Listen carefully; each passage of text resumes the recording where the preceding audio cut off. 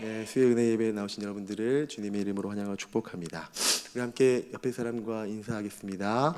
하하하 인사하겠습니다. 하하하. 네, 하나님 하시고 싶으신 대로 하세요입니다. 감사합니다. 한때 국가 행복 지수를 조사한 내용이 이제 화제가 된 적이 있죠. 그 이유는 1위 국가가 다름 아닌 이 방글라데시라는 나라였기 때문입니다. 방글라데시는 전 세계적으로 인도라는 나라와 더불어서 여행객들이 가장 꺼리는 나라 중에 한 곳이라고 합니다. 또 경제적으로 농업에 절대적으로 의존하는 개발도상국으로 1인당 국민 생산량, 국민 소득 등이 전 세계에서 가장 낮은 수준으로 한마디로 가난한 나라죠. 가난한 나라. 그런데 놀랍게도 이 방글라데시가 한때 전 세계에서 가장 행복한 나라 조사의 1위를 차지한 겁니다. 그래서 한동안 어떤 사람들은 행복의 척도가 부유함에 있지 않고 오히려 가난해야 진정한 행복을 누릴 수 있다라고 주장하고 또 그렇게 실천하려고 노력하는 사람들이 있었어요. 그래서 어느 스님이 주장한 무소유와 더불어 가난이 진정한 행복의 시작이라면서 자발적이고 적극적인 가난을 추구하자고 주장하는 사람들이 있었던 겁니다. 여러분은 어떻게 생각하시나요? 행복하기 위해서 가난이 필수 조건일까요? 제가 처음 우리 교회에 부임하고 5개월가량 서울에서 출퇴근을 이제 하다가 현재 살고 있는 부평구 갈산동에 있는 곳으로 이사를 오게 되었어요. 그때 이제 거래했던 부동산 중개사분께서 천기누설과 같은 굉장한 정보를 저에게 주신다고 하시면서 주변을 살펴보시더니 저를 딱 쳐다보시고 말씀해 주시는 내용이 있었습니다. 부자가 될 수 있다는 정보였어요. 귀가 솔깃하더라고요. 무엇이냐면 제가 살고 있는 이 부평구 갈산동에 아주 유명한 로또 판매점이 있었던 거예요. 네. 제가 이제 2022년도에 이사를 왔는데 당시 로또 1등 당첨자가 8명이고 2등 당첨자가 거의 16명 정도 되는, 그래서 대문짝만한 광고판을 붙여놓았던 것이 정말 인상적이었어요. 제가 이사 오고서도 계속 1등 당첨자가 나오고 있어요. 처음에 12명이었는데 처음에 8명이었는데 아마 지금까지 12명의 1등 당첨자가 나왔습니다. 대단하죠? 현재까지 로또라는 다 아시는 내용이죠. 횟수가 1000회를 넘었습니다. 1000회. 제가 조사해 보니까. 그래서 인터넷을 한번 찾아보니까 제가 살고 있는 갈산동의 그 로또 판매점, 로또 명당이라 불리는 12번이나 1등을 당첨시킨 이 판매점은 12번의 1등 당첨은 명함도 못 내밀 수준이더라고요. 1등을 가장 많이 배출한 진짜 로또 명당이 어딘지 아십니까? 상상도 못 하실 거예요. 어디냐면 인터넷 로또 판매 사이트였습니다. 66회. 어마어마한 사람들이 이 인터넷 로또 판매점에서 1등을 했습니다. 인터넷 말고 직접 매장에서 로또를 구입할 수 있는 곳에서 1등은 44회가 1등이 당첨된 서울 노원구, 43회의 부산 동구, 29회의 대구. 혹시 그 1등 당첨이 되고 싶으시면 갈산동을 찾지 마시고 인터넷 쳐보면 다 나오더라고요. 그걸로 찾아가시면 되겠습니다.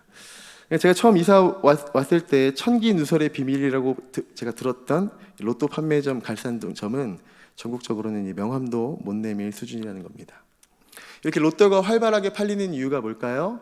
지금도 수많은 사람들이 투자를 하고 있고 아마도 여기 계신 분들 중에서도 매주마다 그 로또를 사서 이제 기다리고 계시는 분들 계실 텐데 부자가 되고 싶은 거죠. 그렇죠? 돈을 여유롭게 갖고 싶은 거죠. 부자가 되면 뭐가 좋은데요? 행복할 수 있을 것이라는 생각 때문일 것입니다. 근데 과연 부자가 되면 행복할 수 있을까요? 제가 살고 있는 갈산동 로또 판매점만 봐도 좀 수많은 사람들이 토요일 오후에 인산인해를 이루는데 제가 유심히 좀 살펴봅니다. 근데 흥미로운 점들이 있었어요. 그게 뭐냐면 그 로또를 사기 위해서 외제차를 끌고 온다는 거예요. 되게 신기하지 않습니까?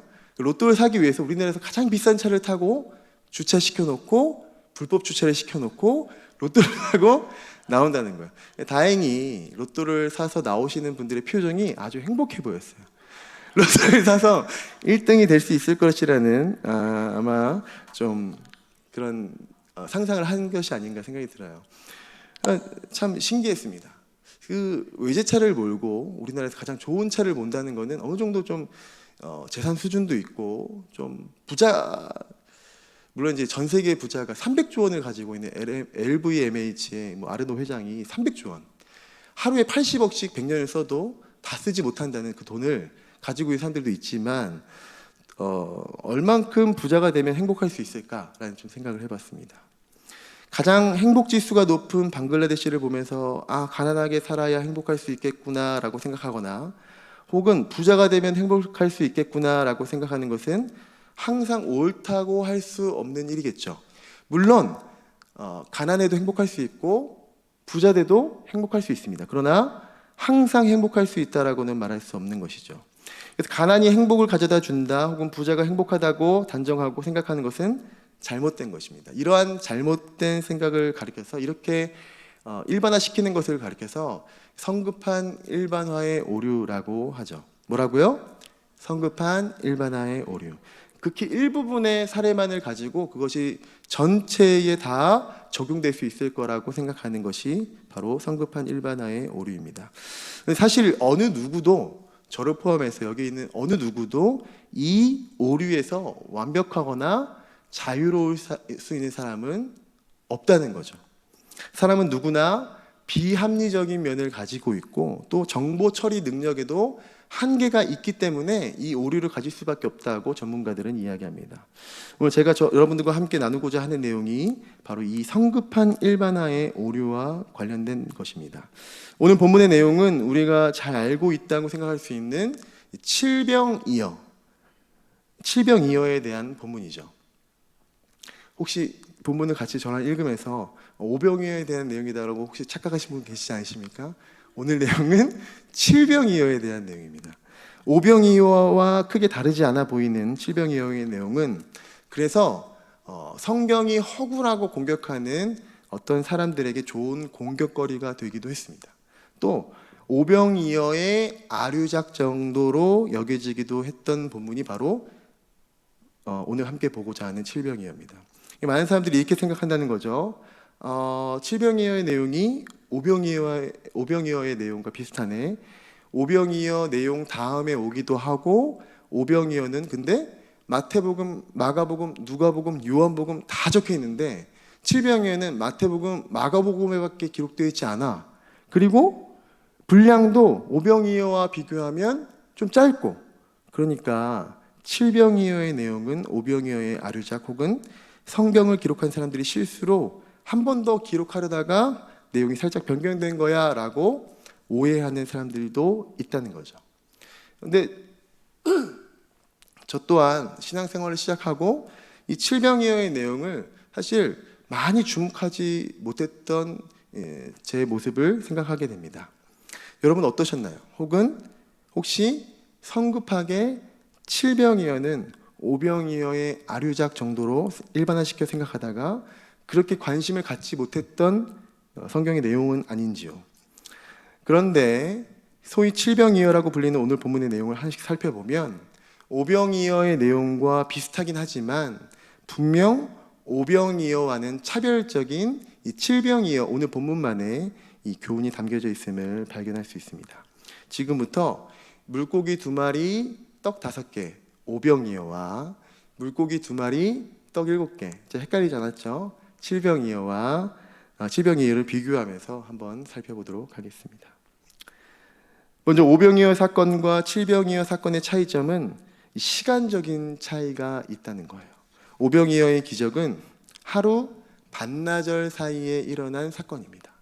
마태복음 14장 13절부터 15절의 내용을 보면 세례 요한이 헤롯 왕에게 죽임을 당한 사건에 대해 예수님께서 들으세요. 세례 요한이, 예수님 오실 길을 예비했던 세례 요한이 헤롯 왕에게 죽었다는 소식을 예수님께서 들으시고 따로 홀로 빈들에 들어가셨다라고 기록하고 있습니다. 예수님과 관련하여 복음서에서 빈들이라는 표현은, 그러니까 예수님께서 따로 홀로 시간을 내서 무리와 떨어져서 빈들에 들어가셨다는 내용을 공통적으로 원어상 광야라고도 번역할 수 있는 단어입니다. 이 광야는 예수님께서 공생의 사역을 시작하실 때 세례 요한에게 물 세례를 받으시고 성령에게 이끌려서 들어가셨던 그 장소가 바로 빈들 광야입니다. 이 광야에서 예수님께서 뭐 하셨죠? 40일 40주야를 금식하며 기도하셨어요. 뭘 위해서? 십자가 지는 사명을 감당하시기 위해서. 세례 요한의 죽음 소식을 들으신 예수님께서는 기도하시기 위해 조용한 빈들, 이 광야로 찾아가십니다. 그리고 다시 또 하나님께 엎드리는 거예요. 하나님께서 세례 요한을 이 땅에 보내신 사명을 세례 요한은 잘 감당하였습니다. 하나님, 제가 이 땅에서 수행해야 할 사명을 마지막까지 잘 감당할 수 있도록 나를 붙들어 주시고 인도하여 주시옵소서. 이런 기도로 하나님께 나아간 것이 바로 빈들에 나아갔다는 뜻입니다. 근데 그렇게 조용히 죄송합니다. 하나님과 독대하기를 원하셨던 예수님이셨지만, 그러나 수많은 무리들은 예수님의 기적을 경험하기 위해 혹은 예수님의 새로운 가르침을 듣기 위해 호기심으로 예수님을 수많은 무리들이 따라갑니다. 예수님께서 빈들을 찾아가시는 것은 아마도 오전 시간이었다라고 성경학자들은 이야기해요. 그리고 수많은 무리들 또한 예수님을 따라서 오전 혹은 늦어도 점심시간쯤에 이동하였다는 거죠. 예수님께서는 그렇게 자신을 쫓아온 사람들을 불쌍히 여기십니다. 왜냐하면 그 사람들이 목자 없는 양과 같이 보였기 때문이죠. 그래서 병든 자들을 고쳐주기 시작하십니다. 근데 워낙 많은 사람들이잖아요. 워낙 많은 사람들이다 보니까 시간이 흘러 저녁 식사 시간이 되어버린 거예요. 그리고 그 무리들은 예수님의 오병이어 기적으로 식사를 해결해 주십니다. 자, 오병이어 기적을 경험한 사람들, 그 수많은 무리들은 대략 반나절의 시간, 하루가 되지 않는 시간 동안 예수님과 함께한 사람들이에요. 그리고 예수님께서는 배불리 먹인 그들을 집으로 돌려보냅니다.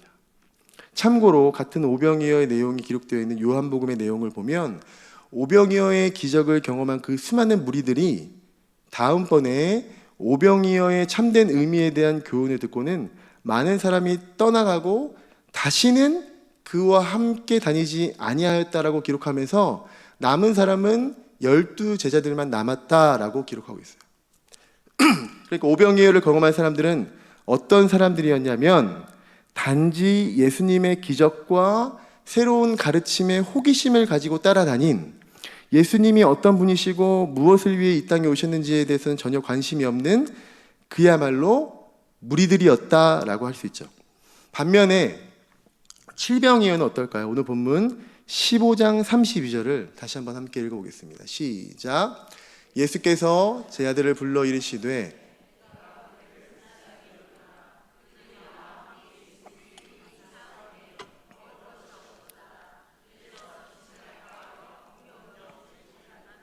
아멘. 오병이어와 다르지 않아 보이지만 조금 차이점을 발견하셨나요? 칠병이어의 무리들은 오병이어의 무리들과 달리 하루 반나절을 예수님과 함께 있던 사람들이 아니고요. 칠병이어의 무리들은 이미 사흘을 예수님과 함께 했던 사람들이라는 거죠. 사흘 동안 집 밖에서 예수님과 함께 시간을 보낸 사람들, 이 칠병이어를 경험한 사람들은 오병이어의 무리들보다 예수님과 훨씬 더 오랜 시간 동안 함께 있었던 사람들이라는 겁니다. 시간적인 차이입니다. 자, 두 번째 차이입니다. 두 번째 차이점은 공간의 차이예요. 공간의 차이. 오병이어의 무리들은 빈들에 계신 예수님을 찾아갑니다. 빈들에, 광야라고 번역할 수 있다고. 그런데 정작 그들이 머문 공간은 어디였을까? 마태복음 14장 19절입니다. 함께 읽어볼까요? 시작. 무리를 명하여 잔디 위에 앉히시고 떡 5개와 물고기 2마리를 가지사 하늘을 우러러 축사하시고 떡을 떼어 제자들에게 주심에 제자들이 무리에게 주니. 아멘. 오병이어의 무리들은 어디에 앉아 있다고요? 잔디에. 다윗이 노래하던 푸른 초장 쉴만한 물가는 아니었을지 몰라도 그래도 잔디라는 이 단어를 통해서 우리는 그곳은 식물은 자랄 수 있는 땅이었다는 거죠. 게다가 제자들이 예수님께 무리를 보내어 마을에 들어가 먹을 것을 사 먹게 하소서라고 말씀드린 것으로 보아서 아마도 그곳은 마을이 인접했던 곳, 언제든지 마을을 내려갈 수 있었던 곳이었을 거라고 보입니다. 칠병이어의 사건은 달라요. 마태복음 15장 33절입니다. 칠병이어의 기적을 경험한 무리들이 머물렀던 장소에 대한 내용을 확인해 볼 수 있는데 함께 읽어보겠습니다. 시작. 제자들이 이르되 광야에 있어 우리가 어디서 이런 무리가 배부를 만큼 떡을 얻으리이까? 아멘. 어디죠? 광야입니다. 다른 말로 사막이죠. 오병이어와 다르게 제자들이 가까운 마을에서 음식을 사 먹게 하자는 이야기도 없어요. 정말 아무것도 없는 광야, 사람들이 살고 있는 마을과는 많이 동떨어져 있던 그 광야 사막, 그곳에서 그 사람들은 예수님과 며칠의 시간을, 사흘의 시간을 함께 보낸 것입니다. 같은 본문 32절을 보니까 예수님 생각으로는, 예수님의 의견이에요. 예수님의 생각으로는 내가 무리를 불쌍히 여기노라, 그들이 나와 함께 있은지 이미 사흘임에 먹을 것이 없도다. 길에서 기진할까 하여 굶겨 보내지 못하겠노라 하면서 칠병이어의 기적을 베푸신 겁니다. 그러니까 이 사람들이 그냥 보내면 어떻게 된다고요? 길에서 쓰러져 죽을 수도 있다는 거예요. 생각해 보시기 바랍니다. 오병이어 때와 달리 칠병이어의 무리들은 주변에 정말 아무것도 없는 광야에서 사흘 동안 예수님과 함께 지냈다는 것입니다. 생계를 팽개치고 먹을 것도 없는 광야 사막까지 따라온 이들의 모습은 오병이어 때의 그 무리들과는 분명 조금은, 아니 그 이상 수준이 다른 사람들이라고 할 수 있는 거죠. 숫자를 통해서도 이 두 사건의 차이를 확인할 수 있는데 오병이어의 기적을 경험한 사람의 숫자는 남자만 5,000명이었어요. 그래서 많은 학자들은 여성, 아이, 노인들을 합하면 1만 명은 좋게 넘었을 것이다 라고 이야기를 해요. 그런데 칠병이어의 기적을 경험한 사람들의 숫자는 오병이어의 숫자보다 훨씬 적습니다.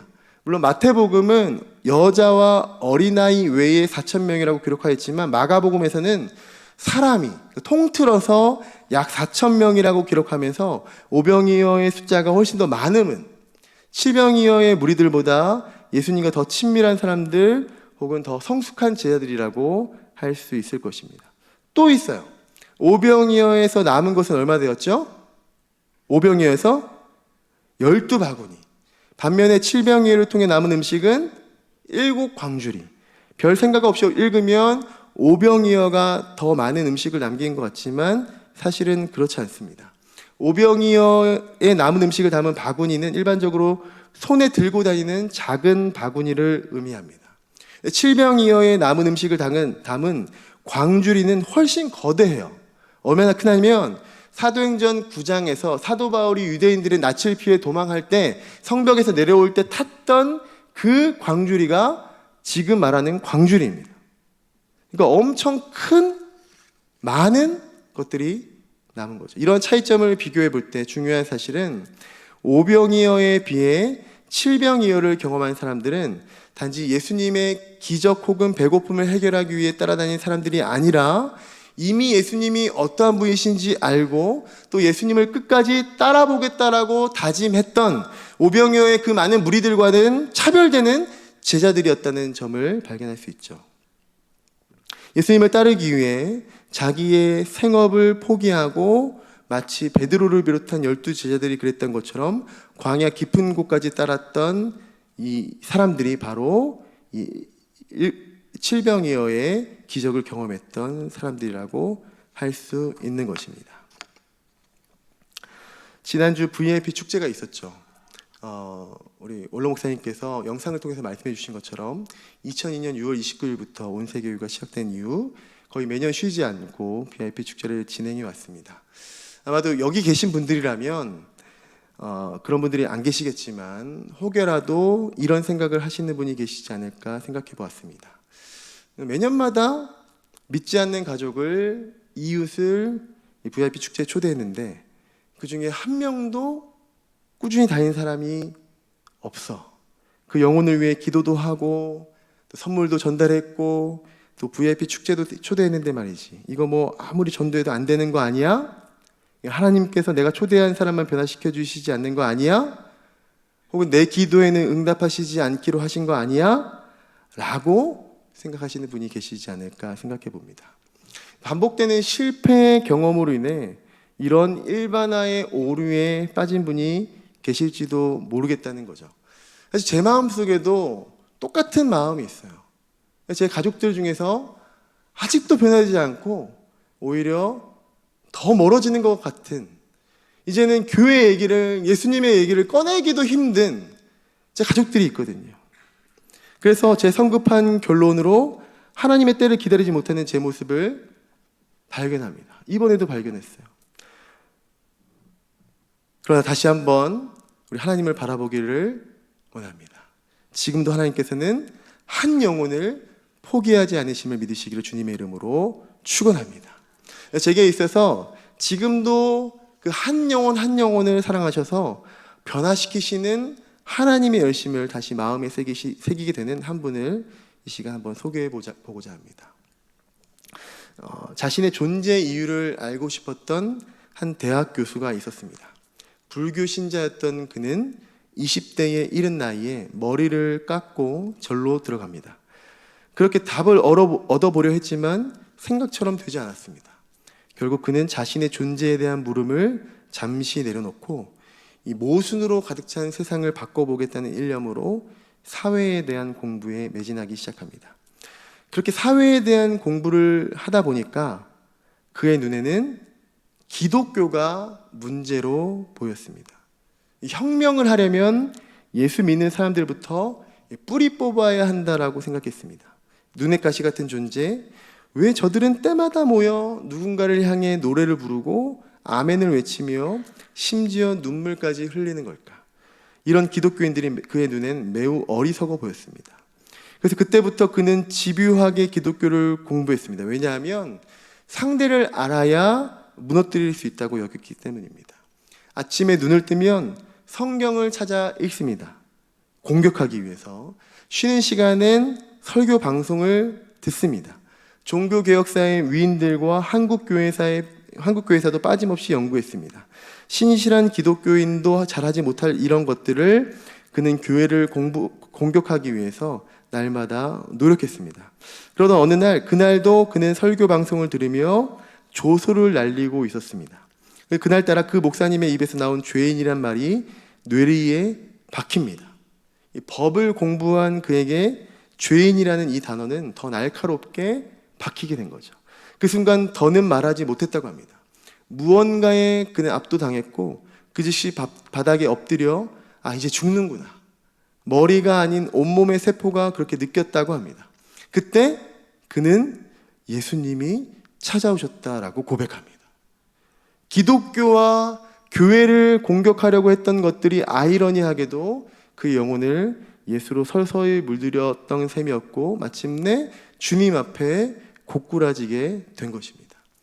누구냐면 울산대학교 법학 전공 교수였고 회심 후 지금은 목회자가 되어서 목회 활동을 하고 있는 이정훈 목사님, 이정훈 교수님이십니다. 불교 신자였고 기독교를 핍박하던 사람도 하나님께서 고치시고 변화시키신 것입니다.